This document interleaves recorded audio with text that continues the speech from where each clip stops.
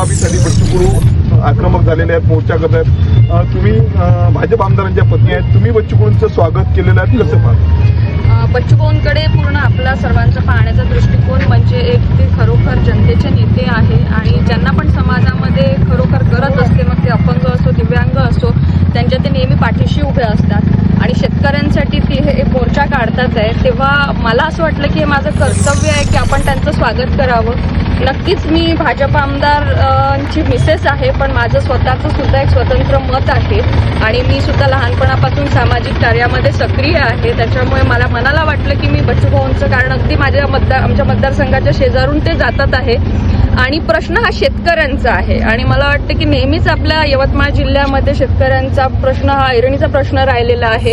इथे आत्महत्याग्रस्त जिल्हा म्हणून या जिल्ह्याला ओळखलं जातं आणि मला नक्कीच अपेक्षा आहे की बीजेपी सरकार तर शेतकऱ्यांसाठी नक्कीच योग्य ते निर्णय घेतील, चांगलं काय ते करणारच आहे.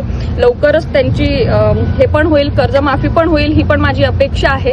पण बच्चू भाऊंचं मी एक आपले वैयक्तिक संबंध म्हणून आणि शेतकऱ्यांसाठी असलेलं आंदोलन म्हणून याच्यासाठी मी आपलं समर्थन दाखवायसाठी इथे आले. तुमचे आमदार पती आहेत, त्यांना तुम्ही सांगणार आहात की सरकारकडे की मांडावा शेतकऱ्यांची कर्जमाफी बच्चू कडूंचा हा मोर्चा जातो? मला असं वाटतं की मला सांगायची गरजच पडणार नाही, कारण की देवाभाऊ म्हणजे आपल्या सर्वांचे महाराष्ट्राचे लाडके मुख्यमंत्री देवेंद्रजी हे स्वतःच शेतकऱ्यांबद्दल फार नेहमी विचार करत असतात आणि त्यांचे निर्णय हे शेतकऱ्यांना फायद्याचेच असतात आणि आता पण ते शेतकऱ्यांसाठी काय योग्य निर्णय घेता येईल याच्यासाठी सरकारची पूर्ण वाटचाल चालू आहे.